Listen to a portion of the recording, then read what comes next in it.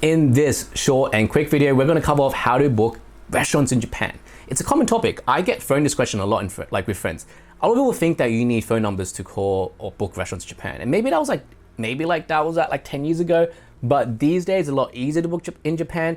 And in this video, I'm going to cover off those methods so you won't be afraid in 2025 and beyond when you book restaurants. Let's get straight to it. So first off, I want to say that a lot of these days you can book restaurants through Tabeilog, Table Check, etc. A lot of these restaurants, especially if you Google them, have these accounts set up. And especially if you're doing an omakase experience or something bigger, generally you do need to go through these services and they will take a small cut, maybe $1 to $3 in order to get that reservation done for you. Now, some of these services require you to prepay, some of them don't. Just keep an eye out because some of them do prepay and then they'll take the credit. And then if you, for example, order drinks, you just pay for the drinks at the restaurants. Some of them do refund you the rest of the money, so make sure you keep that in mind. But just double check what the service is. But generally, Japan's a lot better these days, so don't worry too much, especially if you're going through these services. I did it in my last trip, which was like a month ago. And generally, I didn't have any issues at all. Like, they saw my name, they wrote my name, they're like, hey, you Richard? Yes, I am. Then they just walked me in and etc. So generally, no issues there. Now, the reason I'm not naming a specific restaurant service to book on, etc., is because you want to rely on what the restaurant has. Each restaurant has a different booking system they use, and these days, it's not something like you can just hop on a Yelp or something and just book it there. Generally, all these restaurants have one system they trust or they use. And so you just go through the system, just go on the website and just Google Translate it and just click on their reservation service. Generally, pretty safe. In my opinion, didn't have any issues at all. All right, so let's say you arrive at a restaurant you want to visit and they just don't have anything. They don't have a reservation service ready. Well, the number 2 method which I use, which actually worked quite well, is just DMing them on Instagram. A lot of Japanese restaurants actually have Instagram. Like legitimately, like 90% of the restaurants I visited had Instagram. And make sure you leave a bit of time and DM them.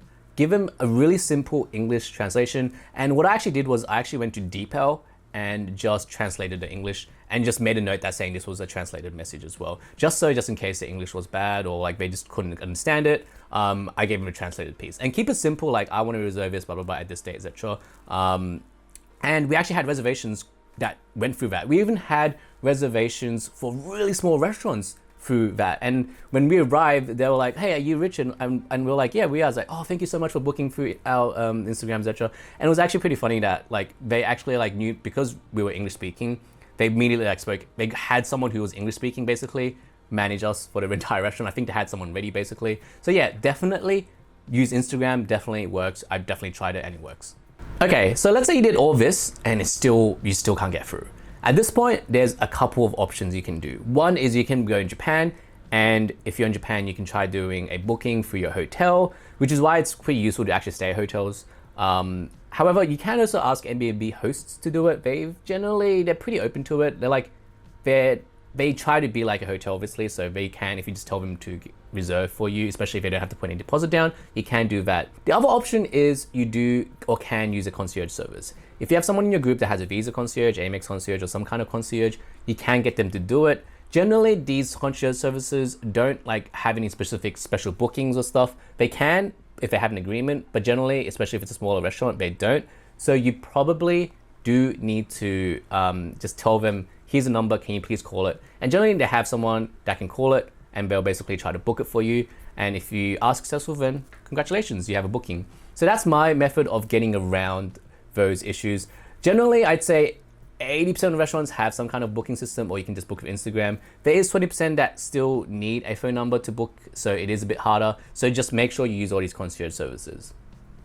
And that's it. So hopefully this video gives you an idea on how to book restaurants in Japan. Now, hopefully, I've used these methods for the last 2 years and they work for me, so hopefully it will work for you. But leave a comment below if you have another method which I don't know. So yeah, let's share methods and let's get straight to it.